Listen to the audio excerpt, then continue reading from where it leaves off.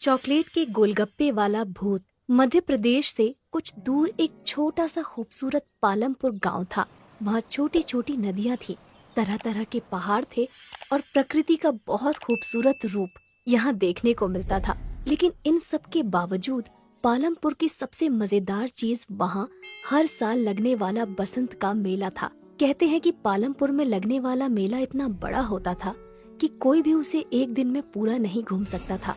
उस मेले में गांव वाले तरह तरह के खिलौने, कई तरह की मिठाइयाँ, न जाने कितने किस्म के खेल और अलग अलग तरह की खाने पीने वाली चीजों का ठेला लगाते थे।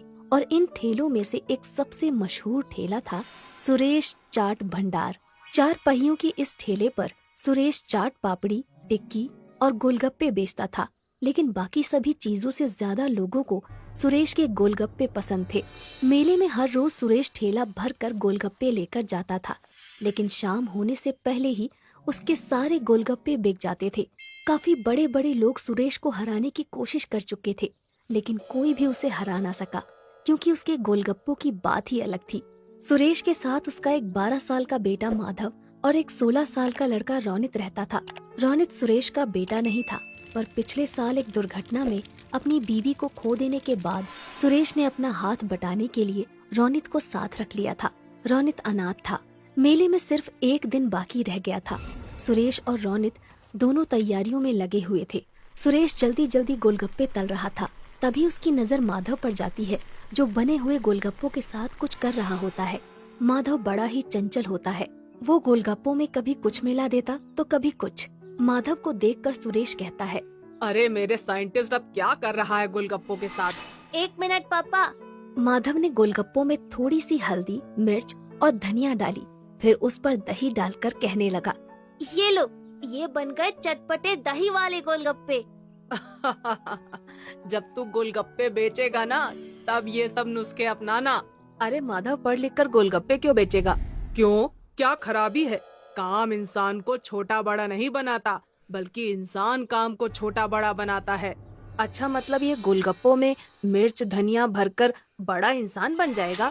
क्या पता बन जाए। तुम्हें पता है, माधव जिस उम्र में है, उस उम्र में एक इंसान का दिमाग सबसे ज्यादा तेज होता है। वो ये सब बातें कर ही रहे होते हैं कि तभी माधव चिल्लाता है, ये देखिए पिताजी, मिट्टी के गोलगप्पे। ये देखकर रोनित हंसने लगता है और कहता है, अगर गोलगप्पे में मिट्टी मिला देना दिमाग है, तो अच्छा है मेरे में कम दिमाग है। अच्छा चुप रहो, वो हरी वाली पोटली लाकर इस पानी में मिला दो। मैं बाहर काम से जा रहा हूँ, आते हुए रात को देर हो जाएगी। ये कहकर सुरेश वहाँ से चला जाता है और रोनित पोटली के पास चला जाता है। वहाँ 2 रंग की पोटलियाँ होती हैं, एक लाल और एक हरी। रोनित गलती से हरी की जगह लाल वाली पोटली उसमें मिला देता है। तभी उसे बाहर से कुछ आवाज आती है और रोनित बिना पानी को देखे ही बाहर चला जाता है। उसने ध्यान ही नहीं दिया कि पानी का रंग हरे की जगह काला हो गया था। रात को जब सुरेश घर वापस आता है तो देखता है कि माधव अपने बिस्तर पर सो रहा होता है, पर रोनित घर में कहीं नहीं होता। सुरेश को लगता है कि वो काम खत्म करके अपने दोस्तों के साथ खेलने चला गया होगा। रात को सोने से पहले वो निश्चय करता है कि कल की तैयारी का सारा सामान देखकर सो जाएगा। वो चाट पापड़ी देखता है, जो कि बिल्कुल ठीक होती है। गोलगप्पे भी अच्छे ही दिख रहे होते हैं। फिर वो पानी के ड्रम से ढक्कन हटाता है और देखता है कि पानी भी देखने में बिल्कुल ठीक लग रहा है। उसका रंग भी आम तौर की तरह हरा ही है। सुरेश चैन की सांस लेता है और सो जाता है। अगले दिन सुबह सुबह सुरेश मेले में अपना ठेला लेकर पहुंच जाता है। सुरेश काफी थका हुआ था, क्योंकि रोनित अभी तक वापस नहीं आया था, इसलिए उसे अकेले ही सारा सामान ठेले पर लाद कर मेले में आना पड़ा। वो रोनित से गुस्सा भी था और उसे उसकी फिक्र भी हो रही थी। मेले में खड़ा सुरेश रोनित के बारे में सोच ही रहा था कि उसको एक आवाज आती है, भैया गोलगप्पे दो ना। जी देता हूँ। भैया जैसे पिछली बार खिलाए थे ना, तीखे वाले, वैसे ही देना। सुरेश ने उन्हें गोलगप्पे खिलाए।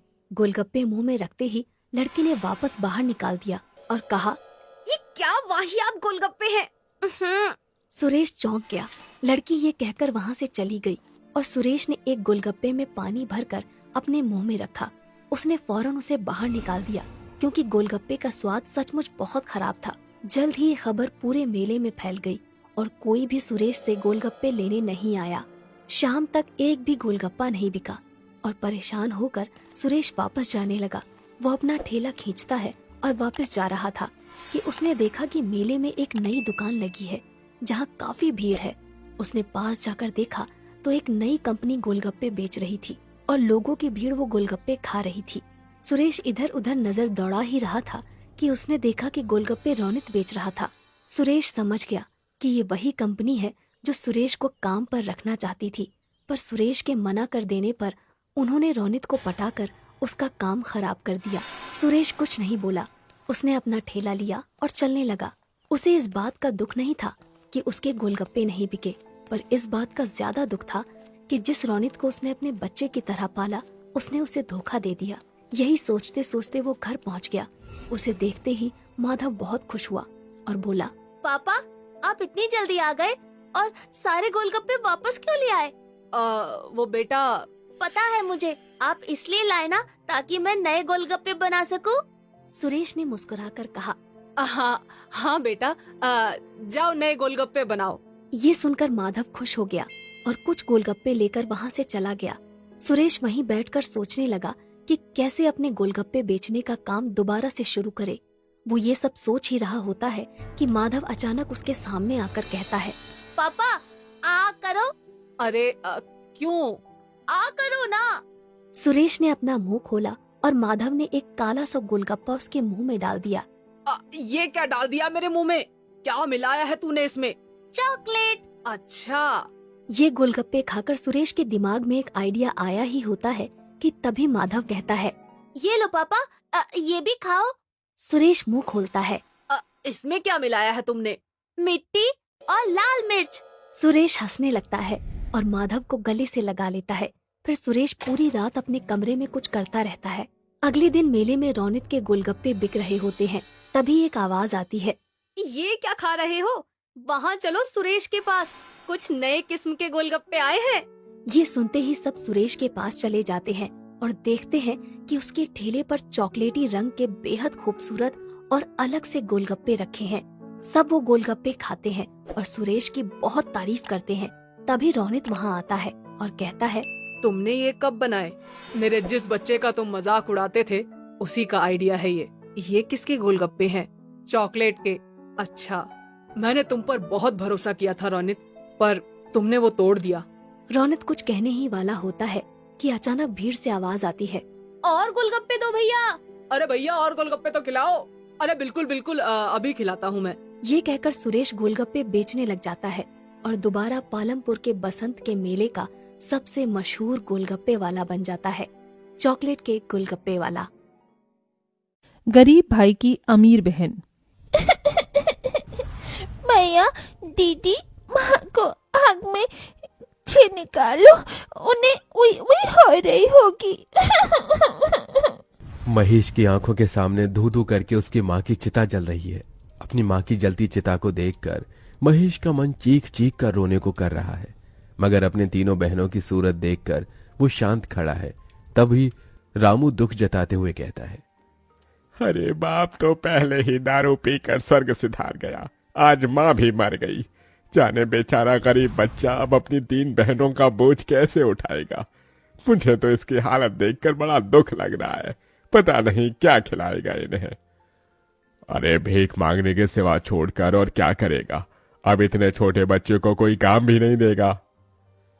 लोगों की तरह तरह की बातें सुनकर और माँ की मौत का दुख झेलकर 12 साल के महेश का मन किसी काठ सा मजबूत हो गया था। उसने अपनी आंखों से बहते आंसू पोंछे और कहा, ना मैं भीख मांगूंगा, ना मैं अपनी बहनों की भीख मांगने दूंगा। मैं मेहनत करके कमाऊंगा। आप लोगों मेरे दुख में आए, बड़ी मेहरबानी। अब चले जाइए। महेश समझ गया था कि इस दुनिया में हर किसी को अपनी मदद खुद ही करनी पड़ती है। महेश 6 महीने की नंदिनी को गोद में लिए अपनी बाकी 2 छोटी बहनों योगिता और प्राची के साथ अपनी टूटी फूटी झोपड़ी में आ गया। तभी 5 साल की प्राची ने भूख जताई। भैया, भूत लगती है, खाना चाहिए। माँ तो मर गई, अब हमको खाना बनाकर कौन खिलाएगा? अपनी गरीब बहन की बात सुनकर महेश की आंखों में आंसू की बदरा बरस गई। अरे छुटकी, तेरा भैया है, मैं बनाऊंगा खाना। फिर जैसे वो राशन के डिब्बे में देखता है तो बस थोड़े से चावल रखे होते हैं। महेश चूल्हे का धुआं सहकर गीले चावल बनाने लगा और दोनों बहनें योगिता और प्राची नंदिनी को गोद में लिए टकटकी लगाए चूल्हे की ओर देखती रहीं। तभी महेश का हाथ जल गया। माँ! क्या हुआ भैया, आप ठीक तो हो? योगिता को अपने गरीब भाई से बहुत लगाव था। हाँ बहन, मैं ठीक हूँ।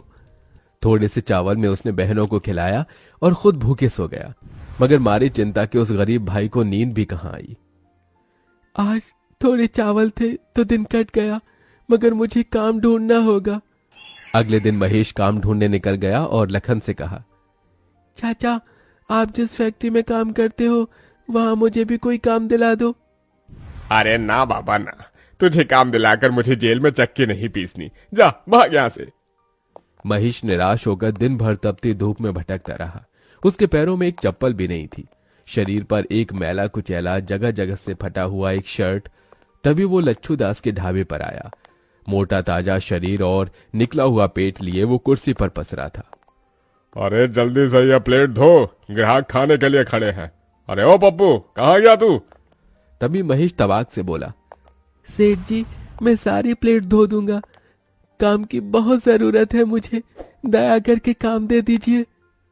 इस दुनिया में एक गरीब का फायदा हर कोई उठाता है। लच्छू ने भी महेश की मजबूरी देखकर कहा, देख बच्चे, तुझे दिन भर प्लेट धोना होगा और उसके बदले मैं तुझे 50 रुपए ही दूंगा। अरे आप जो देंगे मुझे मंजूर है। 50 रुपए कमाने के लिए अब दिन भर गरीब महेश ढाबे के गंदे झूठे प्लेट धोता ताकि अपनी बहनों को भरपेट खिला सके। अपनी बहनों को पढ़ाने के लिए मुझे और मेहनत करनी होगी, 50 रुपए में तो पेट भी नहीं चलता। ढाबे के साथ महेश अब हर सवेरे अनाज के बोरी उतारता और पैसे जमा करके बहनों को दाखिला दिला देता है। अपनी हर तनख्वाह से वो तीनों के लिए तोहफे खरीद कर लाता और फटे कपड़ों में रह जाता।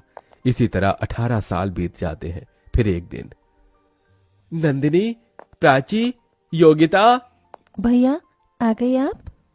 ये देखो मैं तुम्हारे लिए क्या लाया हूँ। योगिता, ये तोहफा तुम्हारे लिए। शुक्रिया भैया। और ये संतरी और गुलाबी रंग का सूट प्राची और नंदिनी तुम्हारे लिए। तभी दोनों घमंड से सूट लेने से मना कर देती हैं। भैया हमें नहीं चाहिए ये गरीबों की 2 कौड़ी का सूट। पर प्राची, भैया हमारे लिए कितने प्यार से लाए हैं।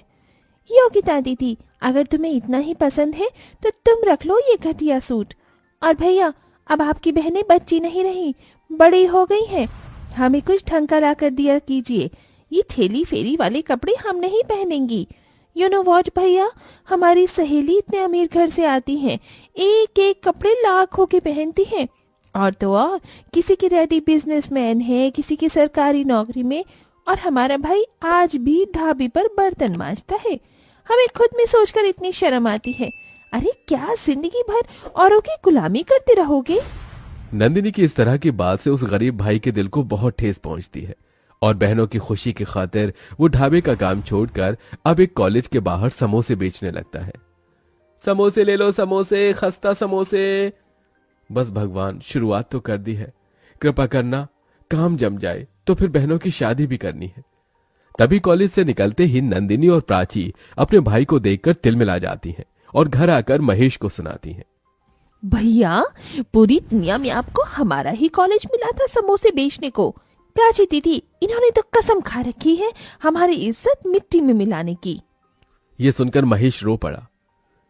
प्राची, नंदिनी, अपने गरीब भाई को माफ कर दो, मुझसे भूल हो गई। महेश की तीनों बहनों के स्वभाव में बड़ा अंतर था। योगिता महेश के दुख दर्द को समझती थी, जबकि नंदिनी और प्राची घमंडी बर्ताव रखती थी। कुछ दिन बाद महेश ने योगिता की शादी एक गृहस्थ परिवार में कर दी। देख माँ, आज इस गरीब भाई ने एक बहन का घर बसा दिया। योगिता भी खुश थी।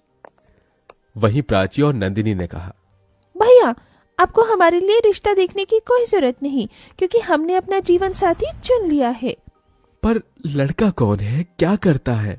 चिंता मत कीजिए भैया, वो योगिता दीदी के पति की तरह चपरासी नहीं जिसे आपने पसंद किया था। देखिए भैया, सारी जिंदगी तो इस गरीबी के सिवा आपने हमें कुछ दिया नहीं। कम से कम हमारी शादी ढंग से करना, क्योंकि हमारे होने वाले ससुराल वाले बहुत इज्जतदार हैं और आपकी तरह गरीब नहीं। जैसे तैसे कर्ज लेकर महेश दोनों बहनों की शादी बड़ी धूमधाम से कर देता है। दोनों अपने आलीशान ससुराल में खुशहाल तरीके से रहने लगती हैं, मगर महेश बड़े कर्ज में आ जाता है, जिसके चलते वो दिन रात काम करता है।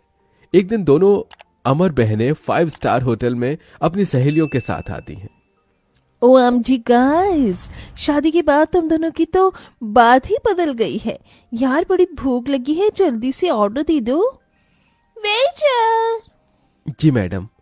फिर जैसे ही दोनों अमीर बहनें गरीब भाई को वेटर के भेष में देखती हैं, तभी नीता कहती है, हे नंदनी, इस वेटर की शक्ल तो तुम्हारे भाई से मिलती है। नो नीता, हमारा कभी कोई भाई नहीं था। ये सुनकर महेश का दिल ढहक ढहक कर रो देता है। मेरी गरीब हैसियत की वजह से आज मेरी अमीर बहनों ने मुझे भुला दिया। इस दुनिया में दौलत के आगे रिश्ते का कोई मोल नहीं है। कुछ देर बाद, अरे ओ वेटर, चल यहाँ। जी। तभी प्राची अमीरी की ऐंठ से अपने पर्स से पैसे निकालकर महेश के हाथ में थमाती है। ये लो, टिप समझ कर रख लो। दौलत के गुमान में चूर दोनों अपने गरीब भाई की बेइज्जती करके चली जाती हैं। उस दिन से महेश अमीर बनने का ठान लेता है और वक्त ऐसी करवट लेता है कि महेश कुछ ही सालों में बहुत अमीर हो जाता है और वहीं उसकी दोनों बहनें बुरे हालातों में पहुंच जाती हैं और दोनों आंखों में आंसू लिए हुए मदद मांगती हुई आती हैं। भैया। क्या बात है, मेरी अमीर बहनों को इस गरीब भाई की याद कैसे आ गई? हमारे पतियों का बिजनेस में बहुत बड़ा घाटा हुआ है, घर द्वार सब कुछ बिक गया। आपने जो काम शुरू किया है उसके लिए आपको 2 लोगों की जरूरत है। अगर वो नौकरी आप हमारे पतियों को दे दे तो बहुत मेहरबानी होगी। मेरे साथ काम करने से अगर तुम्हारे पतियों की इज्जत नहीं जाती तो उन्हें भेज देना। अपने गरीब भाई का दया भरा मन देखकर दोनों का घमंड टूट जाता है और उनकी भटक भी खुल जाती है। दोनों अपने किए की माफी मांगती हैं। भैया, हम दोनों से भूल हो गई। जिस भाई के पाँव धोकर पीना था उसे पूजना था। हमने अपने उसी माता पिता समान भाई को उसके गरीब हालातों में कोसा, मगर आज आपने हमारे लिए इतना किया। थैंक यू भैया। दोनों के आंसू देखकर आखिर बीती बातों को भूलकर महेश अपनी दोनों बहनों को गले लगा लेता है और धीरे धीरे स्थितियां ठीक हो जाती हैं। 90% लोग हमारी वीडियो देखते हैं लेकिन सब्सक्राइब नहीं करते। आप उन 10% स्मार्ट लोगों में बनना चाहते हो ना? और जानते हो, जो लोग दिल के अच्छे होते हैं वही लोग सब्सक्राइब करते हैं। तो अगर आप भी स्मार्ट और अच्छे दिल वाले हो तो अभी इसी वक्त मिनी टून लैंड को सब्सक्राइब करके दिखाओ। और हाँ, जाते जाते ये जरूर बताना कि आप हमारी वीडियो कहाँ से देख रहे हो। नीचे कमेंट में लिखो, हम आपके हर कमेंट को पढ़ते हैं।